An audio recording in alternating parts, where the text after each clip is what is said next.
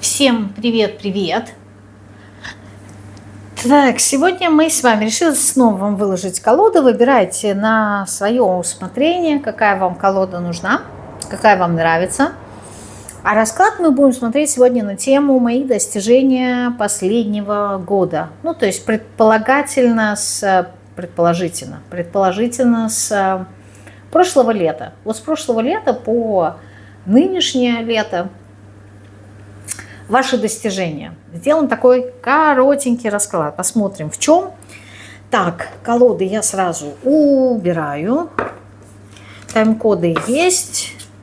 Вся необходимая информация обо мне есть под роликом по ссылке «Мои услуги». Вот. Кто не подписан на мой телеграм-канал, подписывайтесь. Там есть разные интересные вещи, на мой взгляд. А мы приступим. Итак, позиция номер 1. Мои достижения последнего года. Посмотрим, чему мы достигли. Достижения. Король кубков. Тройка мечей. Знаете, я бы сказала, самое большое достижение – это исцеление ваших эмоций.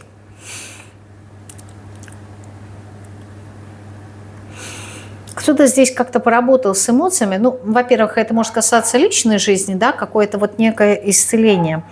Я бы сказала, то ли пересмотр, да, своего отношения к кому-либо, да, либо к чему-либо, вот именно связанное с эмоциями.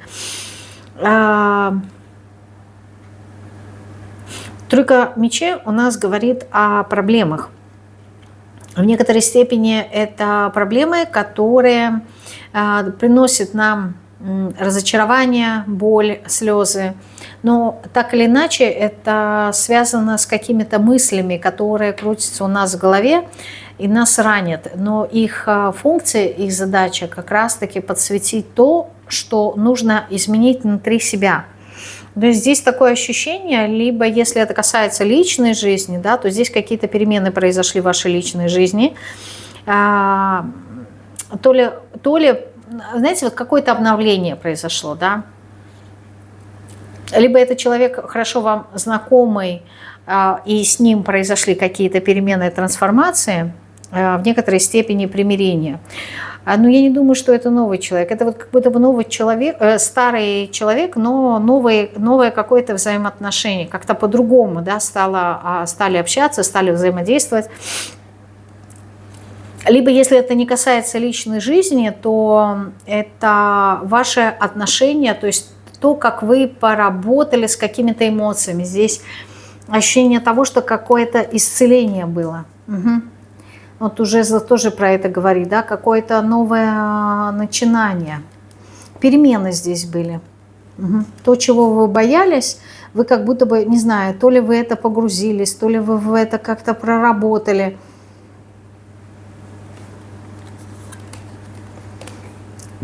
Да, вы пошли дальше, видите, здесь... Пошли дальше, это для кого-то это может быть, если тема отношений, выход из отношений, для кого-то здесь может быть обновление, как-то вот по-другому. Но здесь неважно даже, какой сферы это касается, здесь тема как раз-таки эмоциональной составляющей. И общая тенденция здесь заключается в том, что что-то вы внутри себя как-то вот пересмотрели. Может быть, действительно проработали какие-то свои страхи, сомнения, может быть, что-то отпустили. Здесь вот такое ощущение, что было как будто бы принятие каких-то эмоций, вы их прожили, вы с ними подружились, вы помирились с ними и вот отпустили. И благодаря этому как будто что-то новое в вашей жизни родилось, да? Угу. Какую-то ношу, которую вы несли, да, это вот касается личной жизни, либо там, где есть некое партнерство, дружба, взаимодействие с человеком очень близкое, да, там, где есть некая близость, именно эмоционального порядка. Здесь произошли перемены. Произошли перемены просто потому, что вы изменились. А в чем, что конкретно? Ну, аркан умеренности говорит о том, что да, исцелили. Что именно вы здесь исцелили? То, над чем вы очень долгое время трудились. А конкретно над собой, собирая себя по частями, да, то есть вы работали над целостностью себя. Угу. И в большей степени вот как-то, не знаю, что-то изменилось именно в понимании вас, то есть какие-то новые взгляды о себе. И вот ваше отношение с собой претерпело как раз-таки какие-то перемены, произошло исцеление, и как следствие ваши взаимоотношения с каким-то человеком, с которым вы были завязаны эмоционально. Даже если предположить, что это, например, не знаю, может быть, это кто-то из ваших родителей, да, то есть здесь либо какой-то родственник, то есть человек, с которым вы были завязаны эмоционально. Здесь претерпели какие-то изменения. Ну-ка, я спрошу, в лучшую сторону или в худшую? Они стабилизировались. То есть если раньше, возможно, были какие-то эмоциональные качели, то сейчас ситуация как будто бы стабилизировалась. Угу. Разрушились какие-то обманы, хитрости. Ну да, по-другому. Здесь, знаете, главное даже не то, что вы проработали вот это все эмоциональное, а здесь я бы сказала, что главный акцент на девятку пентаклей идет. Девятка пентаклей и аркан силы. То есть здесь, получается, вы разобрались в своих вторичных выгодах во взаимодействии с другими людьми. То есть, возможно, наконец-таки вы поняли, что конкретно вас ранит и какие вторичные выгоды есть в этом, которые вызывают у вас боль. Боль, разочарование, слезы. То есть здесь просто человек психологически, думаю, так поработал, убрал все какие-то свои иллюзии, все какие-то придумки, хитрости. Ну, то есть здесь проработка была именно ментальная. Угу. Здесь какие-то шаблоны были разрушены, возможно, какие-то ожидания. Но однозначно здесь идет какое-то облегчение, да, то есть очищение и облегчение от того, что вам не нужно. То есть сейчас взаимодействие либо с этим человеком, либо вообще с людьми, оно стало намного качественнее. Намного качественнее. Так, это была первая позиция, такая вот быстренькая. Но здесь, в принципе, уже нечего дополнять, прояснять, потому что изначально здесь все нам сказали карты. Это первая позиция была у нас. Значит, а вторая какая у нас была? Я запуталась. Это была, наверное, третья, вот это вторая. Ну, неважно. Важно колода, вы же колоду выбирали. Так, это вторая колода. Кто ее выбрал? Ваши достижения, двоечки, за последний год. Дьявол.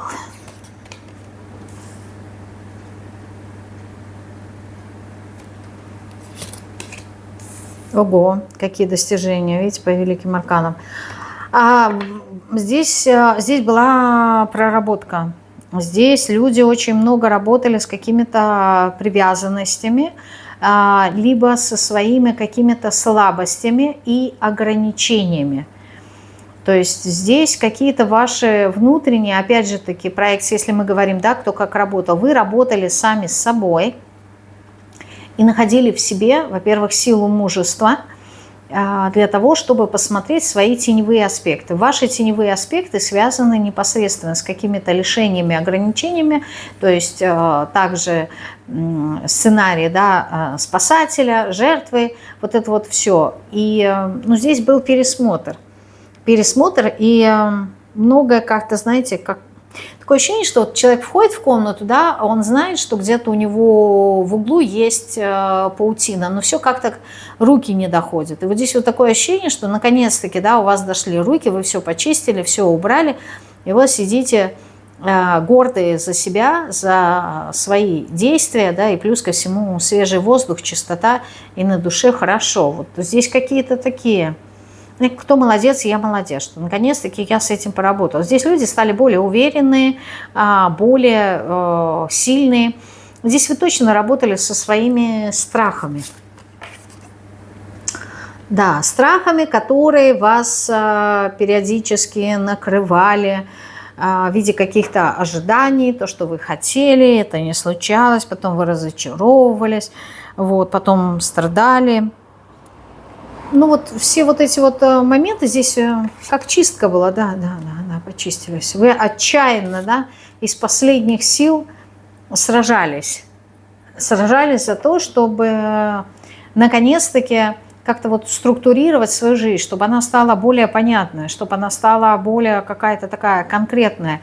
Здесь ощущение того, что вот в первой позиции, понимаете, люди пришли к проработке своих эмоций, да, через осознанность. Здесь же у вас как будто вот что-то как-то жестковато вот все было. Вы вроде бы и прорабатывали, да, вот эти эмоции, но здесь не эмоции напрямую, а именно какие-то сценарии. То есть здесь могут быть и мыслительные установки, над которыми вы работали, но работали вы достаточно жестко, знаете, так отрезали беспощадно, да, то, что уже не нужно было. То есть вот как-то человек здесь как будто бы повзрослел и очень резко повзрослел. Вот в таком же формате вы как-то работали с собой, как-то, ну, можно было, вот как по первой позиции, можно было более мягко, да, через осознание, через понимание.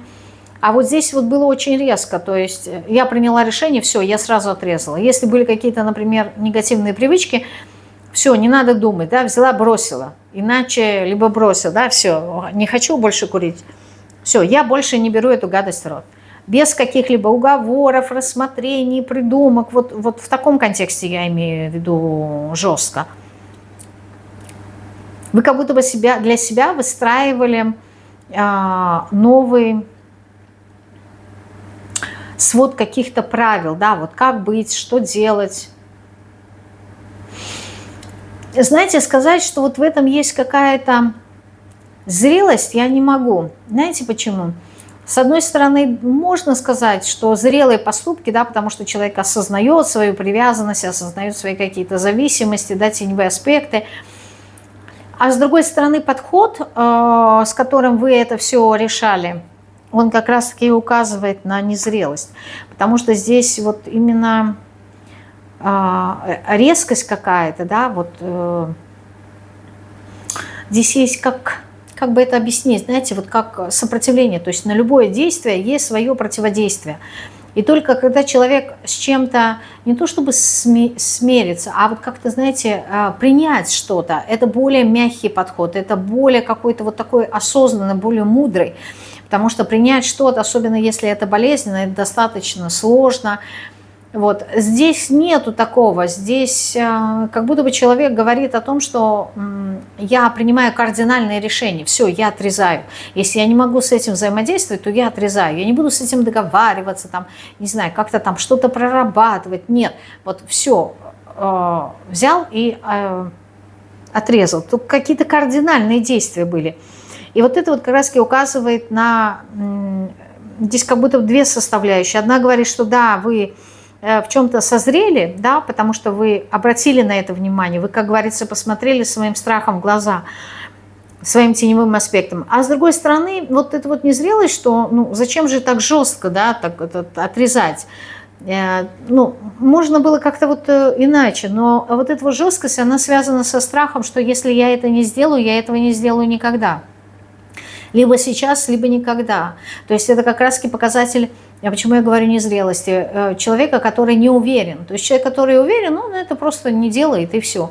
А когда, знаете, вот есть какая-то, не знаю, какая-то вот подростковая такая здесь энергия того, что вот если я не отрежу сейчас, да, вот чего бы это ни касалось, если я не поставлю точку, то я, ну, как-то смолодушничаю, мне не хватит сил. Поэтому только так я могу сделать. Вот в этом контексте здесь идет незрелость. Ну, у вас какие-то, видите, зависимости эмоциональные были. Вы внутри себя как-то сражались с прошлым, сражались с тем, что у вас не получается как-то двигаться вперед. Что там в этом прошлом было?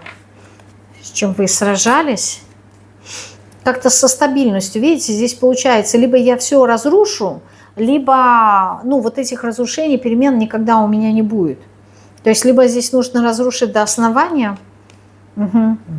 Ну, вот видите, такие жесткие энергии, 5 мечей, сражения, да, я буду сражаться до последнего.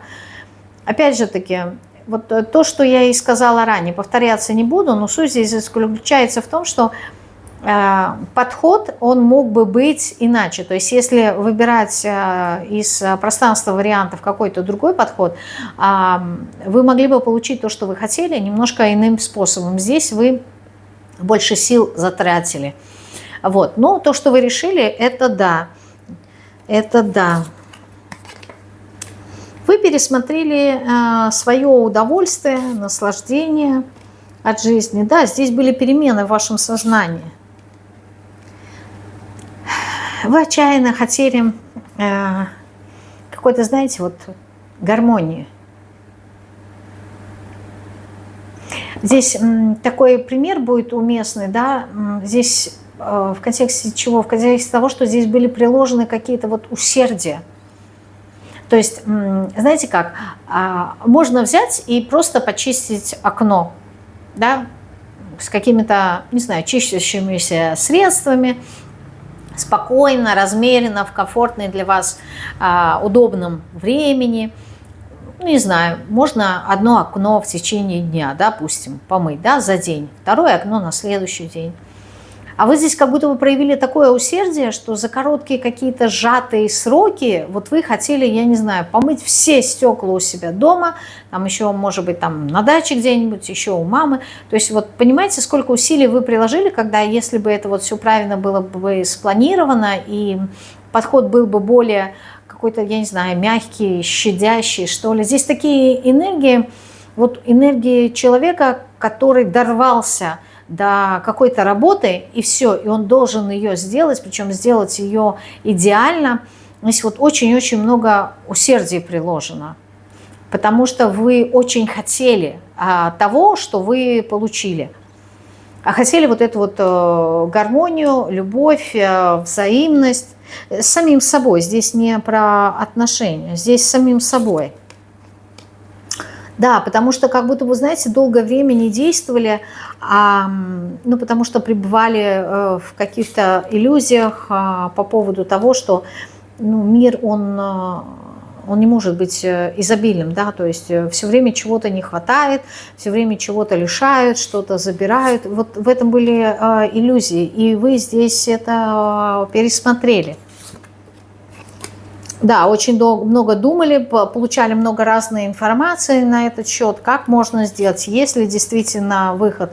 Поставили для себя цель, и вот 10 пентаклей пришли к этой цели.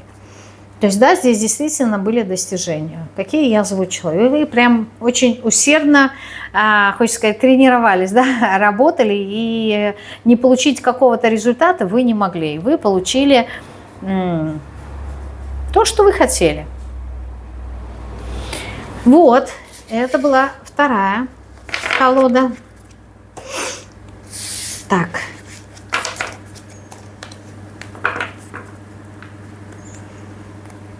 И мы идем к третьей колоде. Оп, и посыпались все карты. Что у нас там упало? А упало у нас двойка кубков. Сразу, сейчас, секунду. Не достаю. Так, посмотрим, что у нас тут упало. Двойка кубков, справедливость и дьявол, да? Двойка кубков, причем посыпалась. Так, ваши достижения. Ну-ка, я сейчас помешаю, если они выпадут. Ваши достижения. Троечки за последний год. Ваши достижения. Ну, здесь прям перерождение было, да, здесь был действительно кризис. Вообще, на самом деле, да, если посмотреть и вспоминая расклады, которые я делала, да, то тройкам пришлось вообще нелегко, именно за последний год. Я так могу сказать, вот как с того момента, как я начала заниматься Таро, это уже скоро будет 6 лет осенью, в принципе, троек было все хорошо, за исключением вот где-то вот последние 2 года, что ли, вот прям пошли прям такие серьезные перемены. Вот за последний год они действительно по аркану Страшного Суда идут прям такие кризисы. Причем кризисы в вашем сознании, когда вас мотает от каких-либо действий, хочу совершать, хочу работать, потом нет, не хочу, потом отказ, потом переосмысление, не хочу эту работу, хочу другую работу, потом как-то хочу реализоваться вообще в социуме, да, найти свое предназначение, потом вас бросало в эмоции, хочу любви, хочу семьи, потом вы передумали, не хочу семьи, хочу работу, не хочу денег. Вот прям, знаете, человека очень сильно мотает здесь даже не качели, а здесь вот просто как-то, не знаю, как будто вот вы плывете на корабле с огромными, там, не знаю, 12-метровыми какими-то волнами. Вот и бывают такие ролики, да, когда показывают, и вот на этом корабле внутри вы должны как-то за что-то держаться, иначе вас бросает из одного конца в другой, потом еще что-то. Ну, то есть здесь как будто бы моменты выживания, они были очень сильные. То есть действительно, либо вы меняетесь кардинально, идете в ногу со временем, либо вы останавливаетесь в своем развитии и прям вот вас мотает так сильно, что так или иначе вам придется решиться дать согласие на какие-то перемены. То есть либо добровольно, либо принудительно. Здесь какие-то такие моменты, да, связанные с вашим развитием здесь. Но здесь я могу сказать, что были люди, вот прям кого-то здесь касается, когда есть некое такое перерождение, да, то есть вы и сами чувствуете, что вы как будто бы заново родились, вы стали другим человеком. Угу. Вы как будто бы заново узнаете этот мир, заново его пересматриваете как-то, знаете, здесь вопросы ценности тоже всплывали, системы ценностей. Очень много раз вы меняли приоритеты в своих ценностях. Вот. Но дьявол здесь говорит о том, что как раз-таки здесь не про зависимость, а здесь как раз-таки про путь самопознания, когда человек прорабатывает свои инстинкты через всевозможные вот эти вот моменты выживания, адаптирования, чтобы наконец-таки понять, что есть высший разум, и это есть вы, ваш высший разум, да, с которым вы должны прийти именно к слиянию, к пониманию себя, то есть вот как будто бы одухотворить свою материю. И вот здесь какой-то такой очень серьезный путь, особенно если, как я люблю говорить по тройкам, да, если здесь практики, здесь какой-то вот особенный путь, путь мага, да, особенный в контексте чего? Не в контексте того, что вот что-то вам дается того, что не дается другим людям, а скорее в контексте осознания этого пути, то есть как вы шли. Здесь шли какие-то преображения именно вашей личности. Ну, здесь очень такие сильные ломки. Вот не идут, вы знаете, вот как ломки, причем они как-то бесконечны, без передыха. Вот как будто бы такое чувство, что вот трансформация, она должна идти до победного. То есть либо ты выживешь и станешь вообще другим человеком, либо ты не выживешь, значит, ты слабак, да, и значит, тебя надо утилизировать. То есть, опять же, метафорично я имею в виду, да, именно в контексте характера. То есть здесь как будто бы идет вот какой-то отсев, но вы с этим справитесь, потому что здесь какая-то такая душа. Здесь начиналось все с того, что здесь были какие-то материальные вещи, да, физического плана, и в конечном итоге вы должны прийти именно к духовным каким-то взглядам. То есть от человека, ну, условно говоря, да, человек был атеистом и вдруг стал вот прям верующим, очень сильно верующим. Ну, то есть это вот большой вот такой скачок, большое преображение. Вот здесь что-то такое в таком роде идет. Хорошо, еще ваши достижения за последний год. Ну вот аркан смерти, видите, вы полностью отказались от прошлой своей жизни, пошли в абсолютно новое,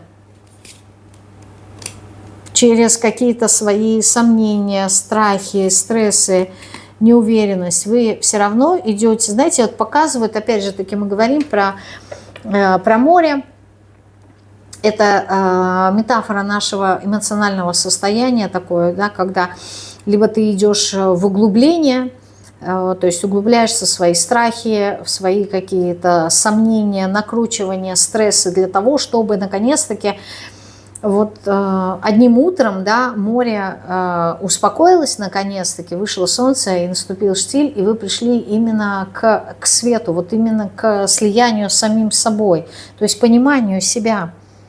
Здесь этот путь, он как раз-таки указывает, ну, я, по-моему, неоднократно говорю здесь про тройки, здесь аркана мира не хватает, а про путь единения с самим собой. Что-то такое вы здесь для себя выбрали, вот последний год вы идете в этом направлении.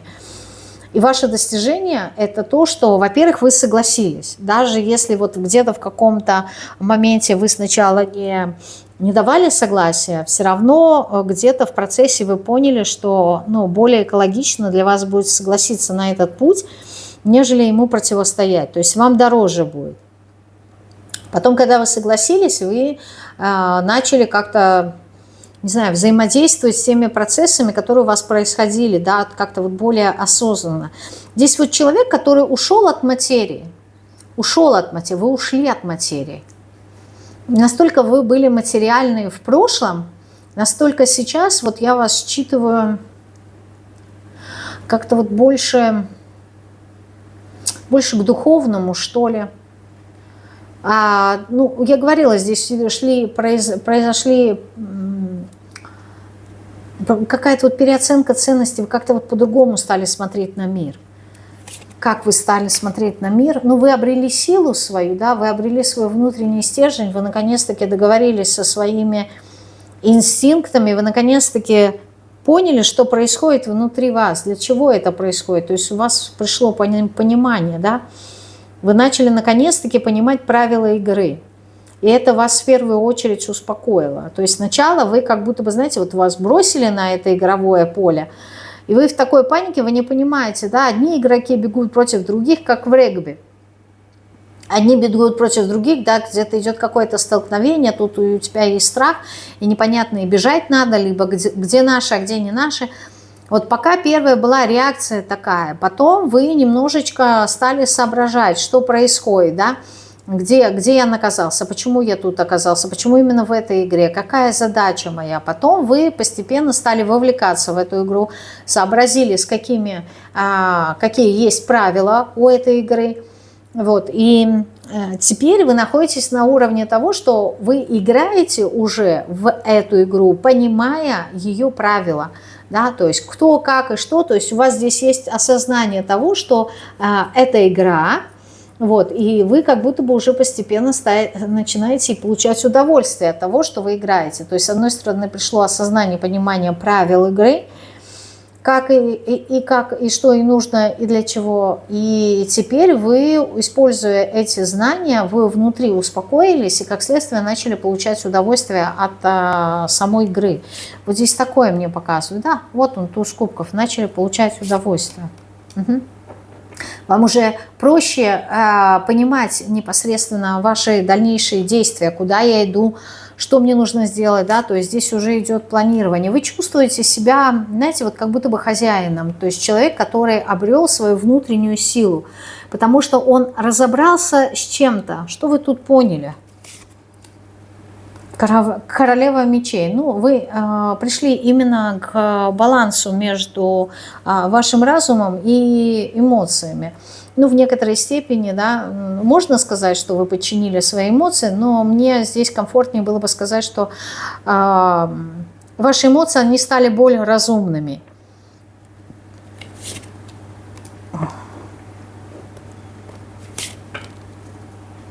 Да, вы как будто бы... Так, они голые, да? Вы как будто бы определились. Вы как будто бы здесь определились со своим дальнейшим выбором. Вы очень много прорабатывали своих обид. Угу. Своих эмоций. Полностью переключились на работу, на профессиональную сферу. перестали как-то страдать. Ну да. Вот вы поняли, да? Сейчас это бессмысленно. В принципе, я вам объяснять так это детально. Почему? Потому что это только подтверждает тот пример, который я вам сказала ранее. Ну вот здесь как-то так. На самом деле вы молодцы. Здесь вот прям воины. И молодцы, потому что вот как будто бы у вас не было никаких инструкций того, как делать, как поступать, что, зачем. Вы самостоятельно разобрались, вы самостоятельно нашли ходы-выходы. И в этом вот есть ваше самое большое достижение, потому что это был какой-то большой дрейф для вас. И вы туда зашли как будто бы не зрелым, да, каким-то неопытным человеком, а вышли мастером. Вот здесь что-то такое произошло. Поэтому здесь достижения достаточно большие, и они связаны с вашим психологическим ростом, я бы так сказала. Так, это была третья колода. Да, завершение, десятка мечей. Все было разрушено полностью. И на этом наш расклад закончен. Мне кажется, коротенький вышел, и классно, и здорово.